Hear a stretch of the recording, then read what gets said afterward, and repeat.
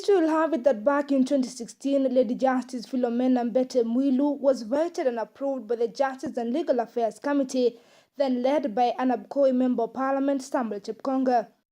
The clearance by the committee would imply that there were no integral issues holding her back. 2 years on, Director of Public Prosecution Nudin Haji has accused the second highest ranking judge in the country of abuse of office, accepting money in form of a gift and failure to pay taxes. This said to have been committed back in 2013, question being why now? According to one Peter Kaluma, who was a member of the Justice Legal and Affairs Committee while Mwilu was being vetted, say all this is malicious. When we were now in the process of vetting, there was only a single petition against the DCJ. And that petition came from, I remember, Honorable Alice Waome. Now, the fact that we did vetting and we got all these documents is the reason as to why we are saying the case against the DCJ in court is malicious. She went through a thorough vetting through the Judicial Service Commission. That vetting had to go through NIS and other state agencies for background check of whatever kind, from compliance with payment of Kenya Revenue Authority to any acts of corruption, any charges before. And by the time they were passing her name and Parliament sending the name to Parliament, it must be assumed in her favor that she was deemed to be as clean as is necessary for an office like that. Muranga Senator Irungu Kangata, who was a member of Parliament then and a member of the Justice and Legal Affairs Committee, on his part claims that investigative agencies misled them, thus push for the clearance of a candidate lacking in integrity. Just before they come, they are appointed. We usually vet and seek clarification from certain organs. Please ensure once that information is sought, there is pure and good due diligence to ensure you don't vet a person and then there's a scandal. Thank you.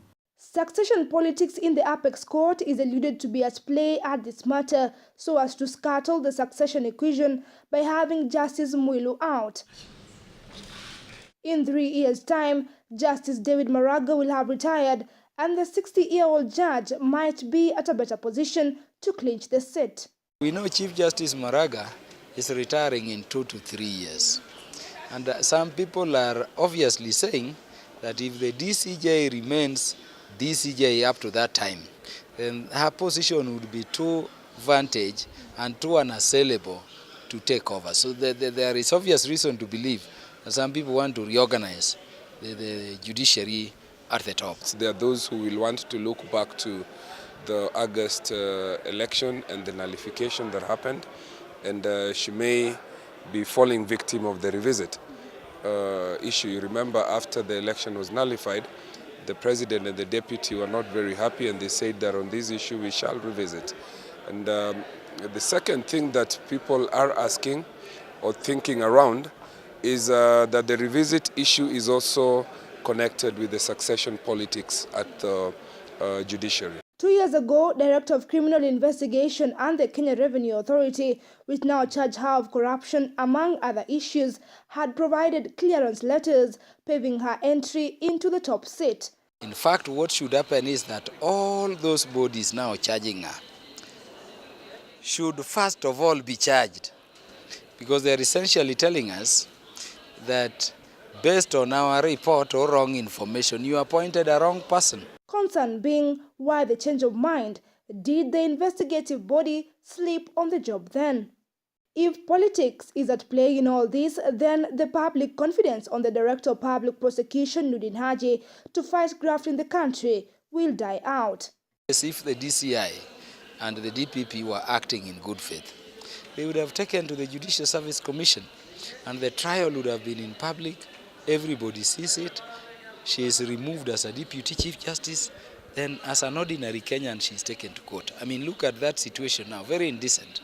Will the multi-agency team, having presented different reports to clear the Deputy Chief Justice Philomena Mwilu during her vetting by the Justice and Legal Affairs Committee, questions are being raised. Are these corruption allegations a mere witch hunt or true on their basis? Irene Mwangi, KUTV, Nairobi.